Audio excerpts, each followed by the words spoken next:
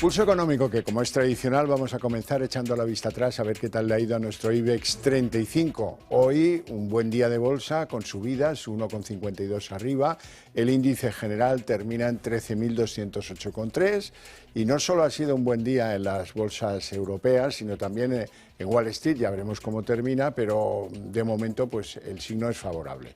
Todo depende de las decisiones de la administración Trump, según parece. En nuestro caso, en la bolsa española, hay que decir que estamos prácticamente lo comido por lo servido y que las mermas que tuvimos por culpa del shock arancelario de Trump pues ya se han corregido. El mercado las ha ido corrigiendo. ¿Quiénes suben hoy? Arcelor, la que más, 5,17 arriba. IAG, la segunda, 4,54 arriba.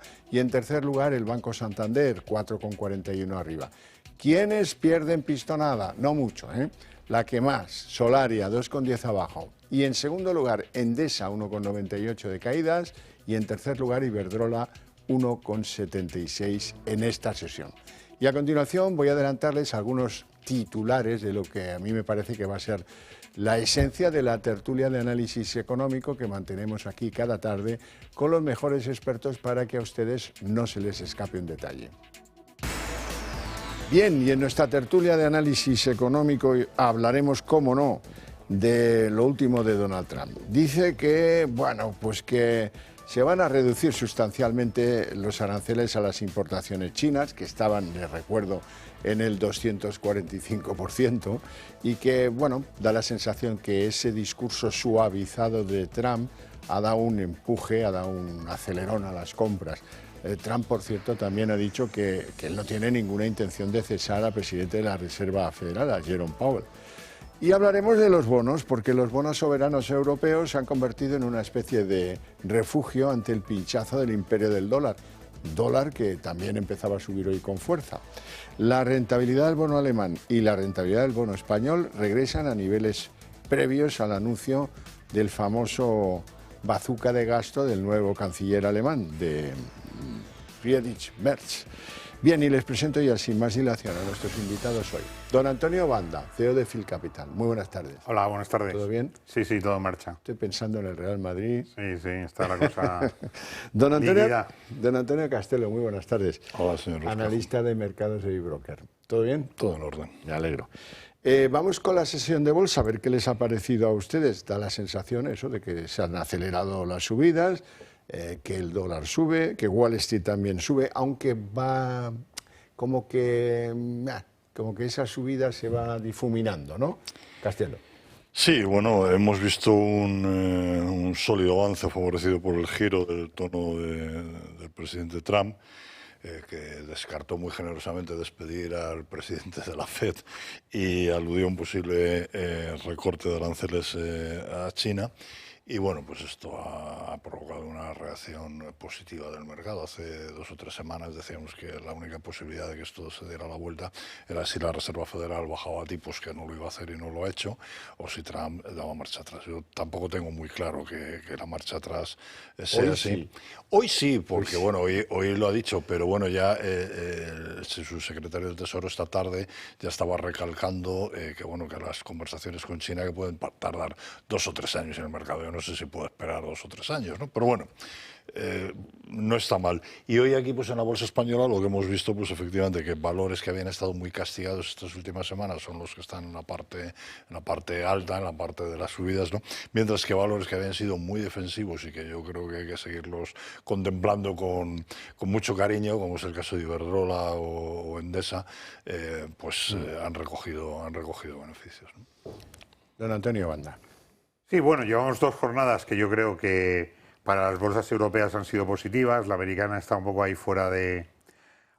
Con un año en negativo como llevamos, pues bueno, están buscando referencia y sobre todo perdida ya lo de los 7 magníficos y todo aquello que movilizaba al mercado en el año 2024, ¿no? Por lo tanto, estamos viendo pues días como el de hoy, que en definitiva Europa ha empezado un nivel más bajo del que ha cerrado, con la visión en que Estados Unidos venían los futuros subiendo muy fuertes, ¿no? Y por todo lo que ha comentado Antonio. En definitiva, esos cambios de opinión que tiene Trump desde que dice una cosa, el mercado recibe un globo sonda diciendo que va a decir la contraria y luego él acaba diciendo la contraria, pues nos va a llevar, yo creo que bastantes meses en esta situación. Al diván del psiquiatra. Eso es, que al final, en esto de la política, como siempre decimos, los analistas tienen poco que decir, porque no es capaz de hacer un análisis económico sobre eso.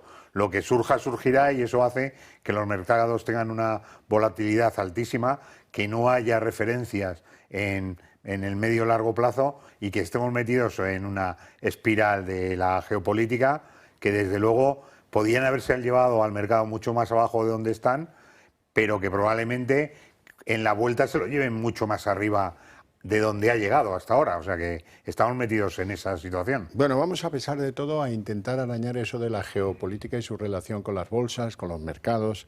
La decisión de Trump de decir, simplemente de decir que, hombre, se van a reducir sustancialmente los aranceles impuestos a China, nosotros no tenemos la culpa, trabajamos en un escenario, en fin, estas cosas, suavizar el discurso ha acelerado las compras.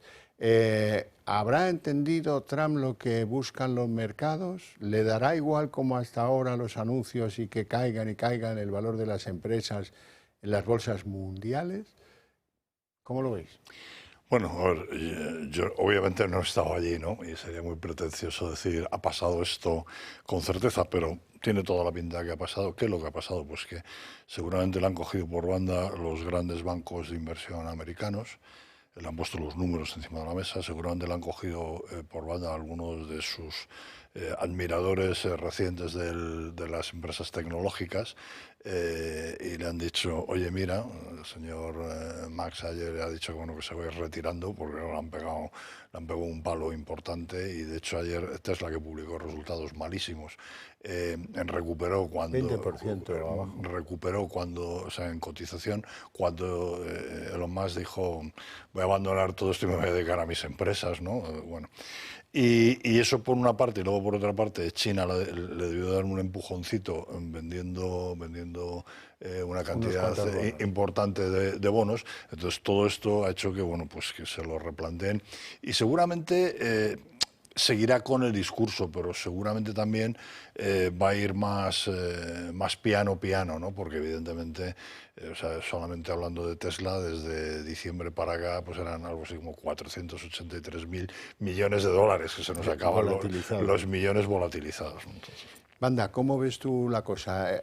¿Ha entendido el mensaje y piensa hacer caso? Bueno, él siempre ha hablado en toda su historia de lo que necesita los mercados, o sea que al final es alguien que es muy pro mercado. Efectivamente, él ha ido probando a ver qué podía pasar, intentando tomar medidas un poco enfrentando la situación de la economía americana y de las empresas americanas contra la posición que tienen los Estados Unidos históricamente en el mundo, ¿no? Y en esa idea que yo creo que tenía, que era que lo puedo hacer y no pasa nada, pues se ha encontrado que efectivamente que enfrente no tiene tontos, que yo creo que es un poco lo que también pensaba al principio. Es decir, yo tomo aquí decisiones y que se las vaya arreglando cada uno como pueda, ¿no? Y como se ha encontrado efectivamente con China, una China mucho más fuerte de cuando estuvo en el primer mandato él, ¿no? O sea que al final China lo que ha aprendido es que cuando Trump dice o hace algo contra ellos, pues toman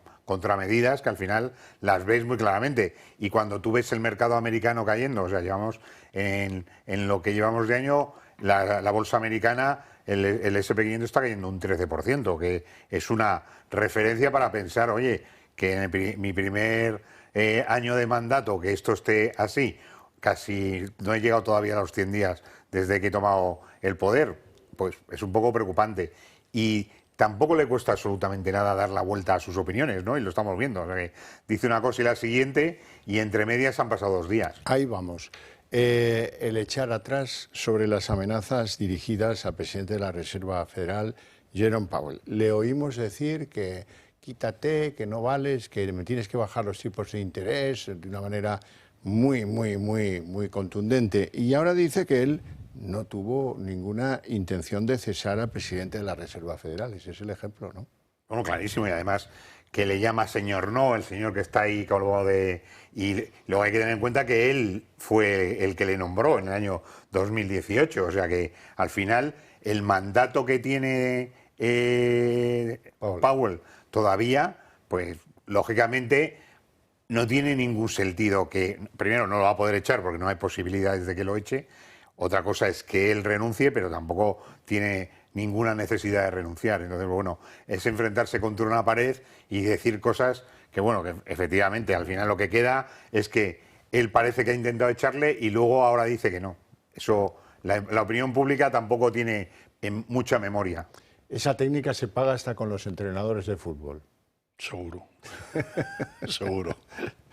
¿Y con Powell qué te parece? No, el tema de Powell, bueno, pues un poco lo que ha dicho Antonio, o sea, él, bueno, le lleva tirando ladrillazos ya desde hace tiempo, pues dice que es cobarde, que tiene que ser valiente para bajar los tipos, pero bueno, o sea, Powell, que no es un señor que sea especialmente santo de mi devoción, pero el tío se está comportando y está diciendo, no, mire, mi mandato es este, y mientras usted está diciendo todas estas cosas, que hay una posibilidad muy elevada de que esto suponga un crecimiento de la inflación importante, yo no puedo bajar los tipos de interés hasta que no veamos qué es lo que está pasando, y eso es lo que está haciendo. Y luego, pues como decía Antonio, Estados Unidos, afortunadamente, y a pesar de tener presidentes como este señor o aspirantes como la señora Harris en su momento y presidentes como Biden, pues sí que tiene una serie de contrapoderes que allí sí que funcionan y entonces, bueno, no permiten ciertas cosas, ¿no?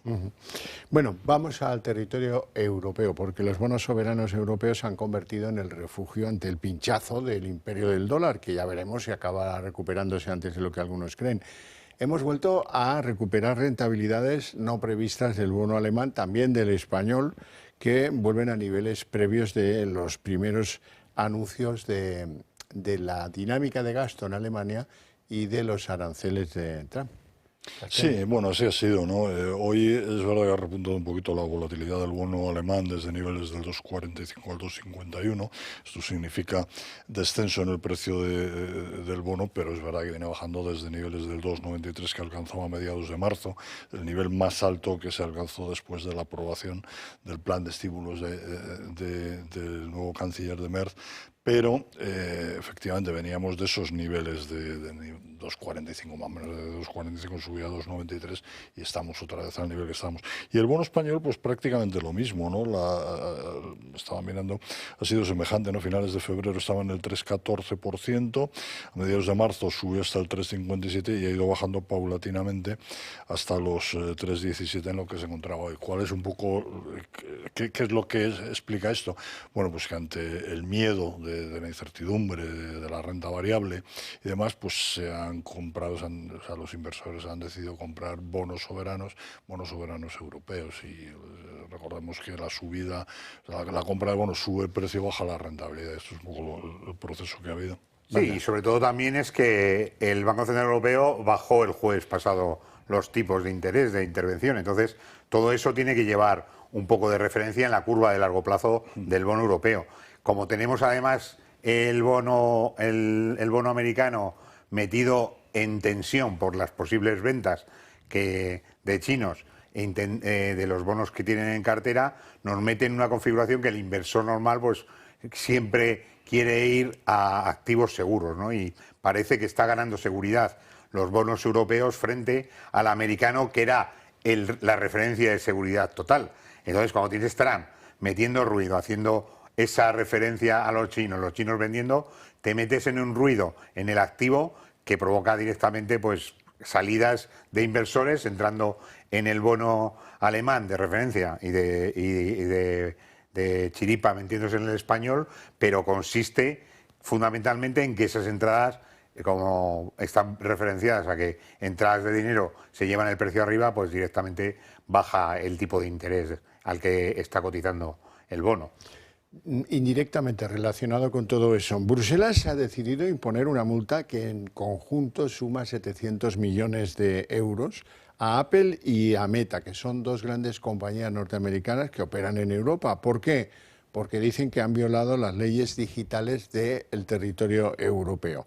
Y eso, pues a muchos se les antoja una decisión poco prudente en este escenario de negociación de eventuales aranceles con Estados Unidos. Pues sí, desde luego nada prudente, ¿no? La decisión de la Comisión Europea de sancionar a Apple con 500 millones de euros y a Meta con 200 por infringir el reglamento de mercados digitales, pues llega en un momento de especial sensibilidad, ¿no? Y aunque las multas son moderadas, moderadas entre paréntesis, ¿no? Pues bueno, está muy por debajo, es verdad, del tope del 10% de la facturación global, que es lo que dice la normativa. Yo creo que tiene, por una parte, el objetivo de buscar reforzar el cumplimiento normativo en el viejo continente, que bueno, no nos amedrentamos con esto y vamos a seguir haciendo lo que tengamos que hacer, pero por otra parte, pues yo creo que este anuncio pues podría alimentar el discurso de hostilidad que Trump seguramente va a utilizar hacia las empresas estadounidenses, pues bueno, y que puede motivar algún cierto de unas contramedidas, ¿no? Anda. Sí, pero al fin, o sea, lo que pasa en Bruselas es que no es una cosa que hayan decidido la multa la semana pasada y que la sepamos hoy, o sea, que esto lleva ahí tiempo, en los tribunales de un sitio a otro, o más, o sea, estamos hablando que a lo mejor llevan 3 años desde que han empezado los procesos de análisis, de valoración, hasta que llega al tribunal, lo revisa, no sé, o sea, la justicia no es rápida y la multa, pues sale en un momento que efectivamente temporalmente no es el mejor momento para salir, pero tampoco eso lo controlan los tribunales europeos. O sea que estamos hablando de que esta situación es una situación de ataque a las compañías que están sufriendo esta situación en la cotización de las propias compañías en bolsa y por lo tanto es preocupante para estas compañías cómo pueden reaccionar ante una multa, porque pueden tomar muchas decisiones sobre qué hacen en Europa y qué están aportando, y que salirse de Europa igual tampoco les va a suponer un gran dolor de cabeza.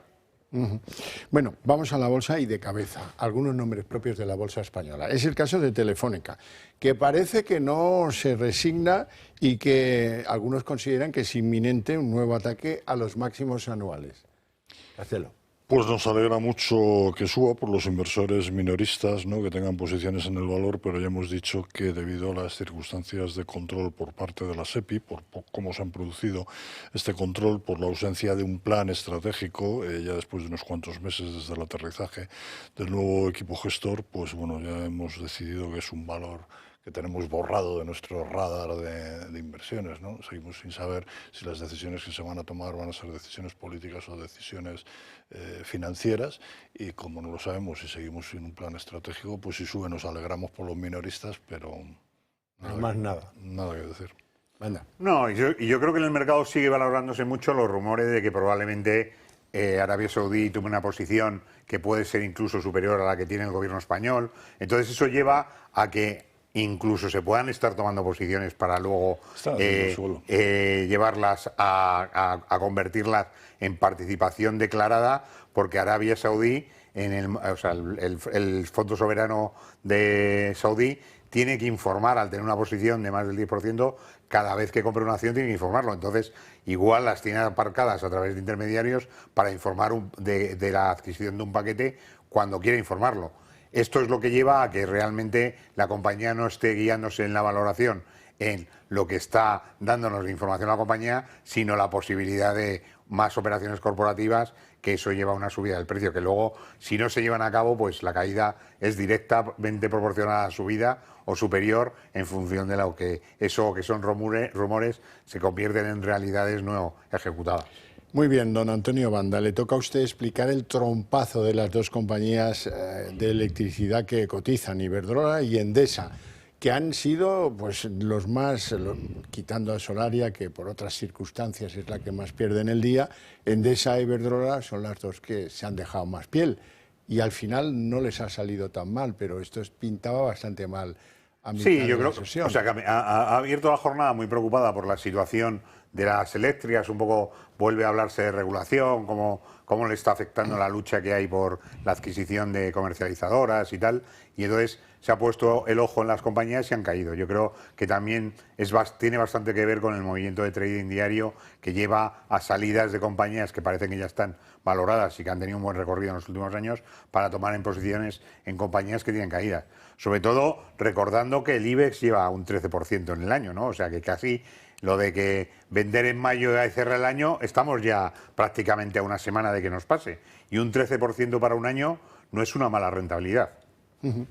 Sí, bueno, yo creo que no tiene nada de particular que en sesiones de vuelta como las que hemos visto hoy los valores que más han subido recientemente sean los más castigados. De hecho, yo miraba esta tarde por aquí, Endesa es en el último mes el valor que más se había revalorizado, en un mes un 7,69%, Iberdrola el cuarto valor más revalorizado, un 5,70%, las otras estaba pues Redeia por ahí arriba, tales compañías digamos muy conservadoras que estaban un poco fuera del radar de los problemas de los aranceles. Entonces, bueno, pues esto pasa, o sea, quiero decir que cuando el mercado reacciona, y por ejemplo en Europa hemos visto también caídas, algunas caídas en el sector defensa, ¿no? ¿Esto qué quiere decir? ¿Que el sector defensa ya no va a estar? No, lo que pasa es que es un sector que ha subido mucho y lógicamente cuando hay una vuelta de estas, los inversores institucionales sobre todo venden aquellas posiciones en las que han ganado o no han perdido tanto y se pasan a otras más agresivas. Yo en cualquier caso creo que aunque en las últimas horas se hayan mejorado las sensaciones, hay que seguir manteniendo un tono de prudencia importante porque Trump mañana puede decir lo contrario de lo que ha dicho anteriormente y sí que de alguna forma pues habría que identificar valores con baja exposición al comercio internacional, especialmente Estados Unidos, un perfil defensivo y tanto Iberdrola como Endesa lo tienen, ¿no? Bueno, vamos a hablar de un símbolo en los hogares de los españoles de una cierta edad y también de los jóvenes, porque hay fanáticos de este tipo de cafeteras, las cafeteras octogonales, las cafeteras de aluminio italianas de toda la vida. Bien, bueno, pues hasta en eso se han metido los fondos chinos. Esta era una compañía que lo promocionó por toda Europa, Vialetti, y que tiene pues forofos en todos los países. Yo soy uno de ellos. Bueno, resulta que hasta eso les interesa a los chinos y el diseño octogonal ahora ya está en plena guerra comercial en manos de un fondo chino que lo ha adquirido. Y eso me lleva a mí a hacerles una reflexión, y es ¿qué está pasando en España? Pues ayer hablábamos de Teca, que ya está en manos también de capital chino, de una empresa Midea, que es una de las grandes del aire acondicionado y de los electrodomésticos más o menos pequeños. Pero hoy aparecían datos conforme las importaciones chinas por parte de España han crecido un 23%, que es mucho crecer. Algunas se han anticipado probablemente, pero en general es una marea imparable, ¿no? Bueno, sí, efectivamente, datos recogidos en el informe mensual de comercio exterior de España, pues lo que se evidencia es un notable crecimiento de las compras de España a China, ¿no? En estos dos primeros meses del año, estamos hablando de cifras de 71.371 millones de euros, que es el récord desde 2010, es una cantidad muy importante, un aumento interanual de casi del 5%, ¿no?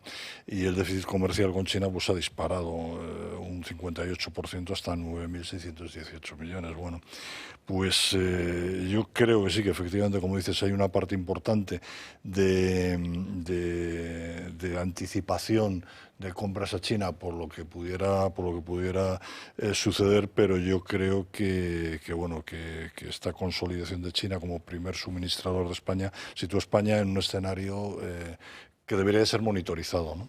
Anda.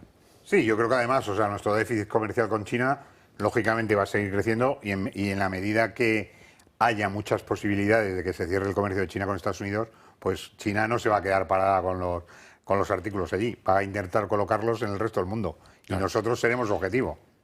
Bueno, no tenemos tiempo para más, lo dejamos aquí con mi agradecimiento a estos dos caballeros por su presencia y por sus opiniones y a ustedes por su interés y su paciencia. Ahora a ustedes les tengo premio, a la vuelta de publicidad, la redacción abierta.